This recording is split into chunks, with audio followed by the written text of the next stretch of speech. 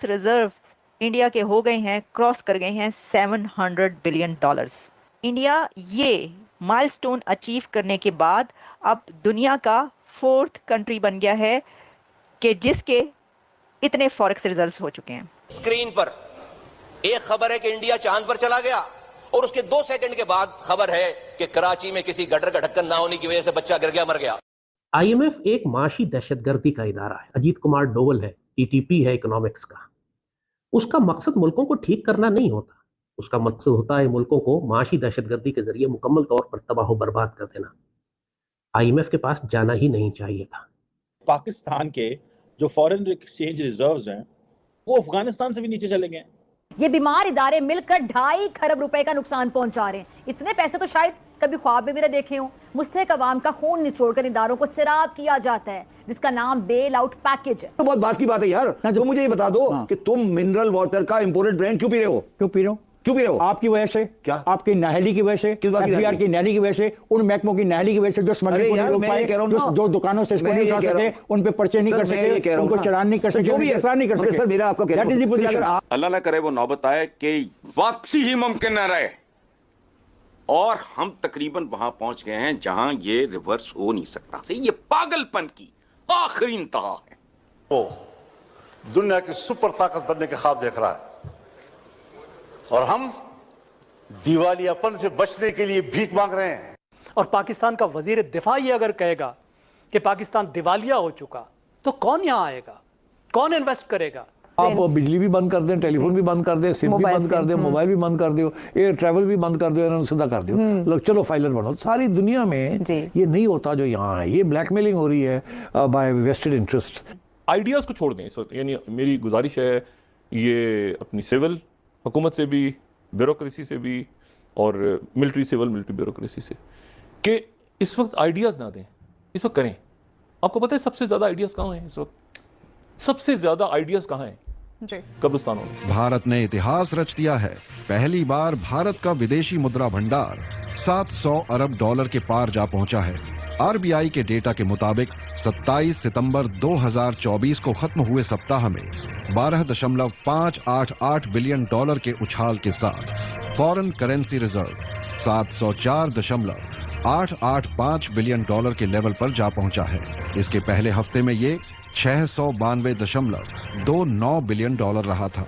FPI निवेश में भारी बढ़ोतरी के चलते foreign currency reserve all time high पर जा पहुंचा है। भारत के अलावा चीन, जापान और स्विट्जरलैंड के पास ही $700 बिलियन से ज्यादा फॉरेन करेंसी रिजर्व है। साल 2024 में आरबीआई के फॉरेन एक्सचेंज रिजर्व में $80 बिलियन से ज्यादा का इजाफा देखने को मिला है। सोने के दामों में जोरदार उछाल के बाद आरबीआई के गोल्ड रिजर्व के वैल्यूएशन में बढ़ोतरी आई है और ये $2.184 बिलियन बढ़कर $657.96 बिलियन के लेवल पर आ गया है। एसडीआर $308 मिलियन की बढ़ोतरी के साथ $18.54 बिलियन रहा है। ब्लूमबर्ग की रिपोर्ट के मुताबिक बैंक ऑफ अमेरिका ने कहा है कि मार्च 2026 तक भारत का विदेशी मुद्रा भंडार बढ़कर $746 अरब हो जाएगा, जिससे आरबीआई को रुपये में कमजोरी को थामने में मदद मिलेगी। रिपोर्ट के मुताबिक दूसरे इमर्जिंग मार्केट्स के मुकाबले भारत के पास पर्याप्त फॉरेन करेंसी का रिजर्व उपलब्ध है। विदेशी मुद्रा भंडार रखने के मामले में भारत दुनिया का चौथा सबसे बड़ा मुल्क है। चलिए दोस्तों, अब जानते हैं कि पाकिस्तानी मीडिया का इस बारे में क्या कहना है। बड़ी डेवलपमेंट है। इंडिया को एक और ऑनर हासिल हो गया, एक और एजाज मिल गया है भारत को, और वो ये एजाज है, ये ऑनर इंडिया ने अब अचीव कर लिया है एक और milestone. For the first time in history of Bharat ये माइलस्टोन अचीव किया है इंडियन गवर्नमेंट ने कि फॉरेक्स रिजर्व इंडिया के हो गए हैं, क्रॉस कर गए हैं $700 billion. This is big achievement and this is big jump जो इंडिया ने लगाई है। और इसके अंदर $12 बिलियन कुछ वीक्स के अंदर ज्यादा हुए हैं। पहले तो आप ये बात समझ लें कि 1991 में, यानी आप समझ लें 90s के डेकेड में, इंडिया की वो हालत थी कि खाने को रोटी नहीं थी और पहनने को कपड़ा नहीं था और बेतहाशा गुर्बत थी, बहुत ज़्यादा पॉवर्टी थी।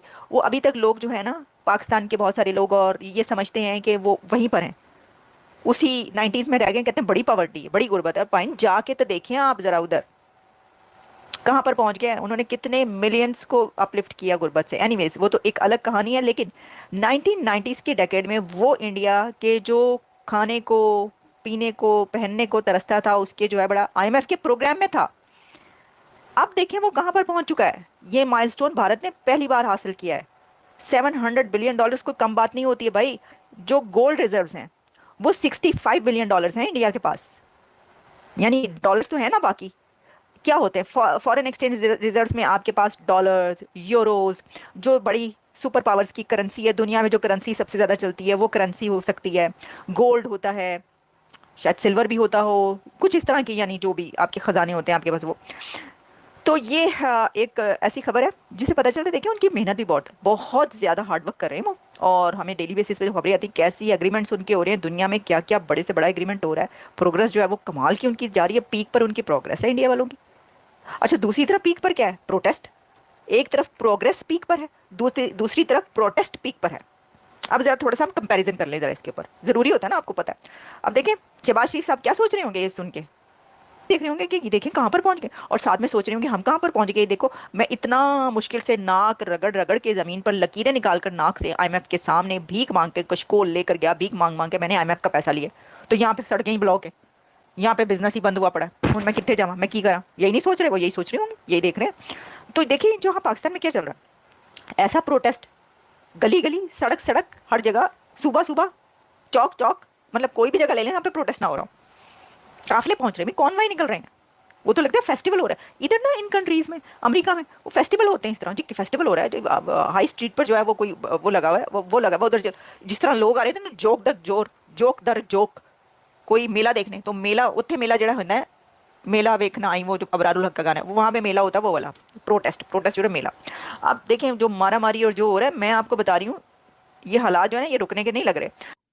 जो इस वक्त पाकिस्तान में सारा क्राइसिस, सारी प्रॉब्लम, सारा फसाद, जिसको मैं साफ कहूंगा जो इकोनॉमिक टेररिज्म पाकिस्तान के खिलाफ हो रहा है, जो माशी दहशतगर्दी हो रही है, वो वैसे ही है कि जैसे आप पाकिस्तान की सिक्योरिटी को अजीत कुमार डोवल या TTP के हवाले कर दें।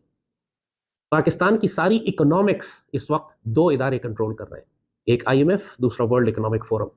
आपने टेक्निकली पाकिस्तान के स्टेट बैंक को IMF का एक डिपार्टमेंट बना दिया, और वो IMF जिसको गोविंदा गोपीनाथ, क्या वो हिंदू औरत है, और बाकी सारे के सारे पीछे यहूदी और हिंदू जो बैठे हुए हैं IMF में, आपके ख्याल में वो इस इदारे को इस्तेमाल करके पाकिस्तान की माशी तरक्की करेंगे या पाकिस्तान को माशी दहशतगर्दी के जरिए तबाह बर्बाद करेंगे?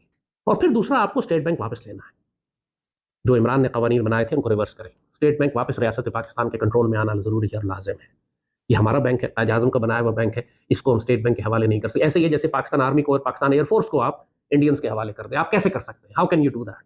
आपको सख्ती करनी पड़ेगी, आपको इंटरनेशनल प्रेशर बर्दाश्त करना पड़ेगा, वरना मुल्क में बगावत हो जाएगी। चॉइस आपके सामने, जो मर्जी। तो हेलो फ्रेंड्स, पाकिस्तानियों को जलते हुए देख खुशी आ रहा है या नहीं? मुझे तो बहुत आनंद आ रहा है। ये लोग ऐसे ही जलते रहें, क्योंकि इनका तो कुछ होगा ही नहीं, इनको तो सभी काफिर नज़र आते हैं।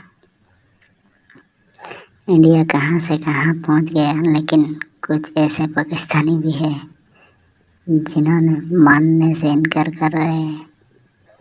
बड़ी आनंद आती है, ऐसे ही जलते रहो।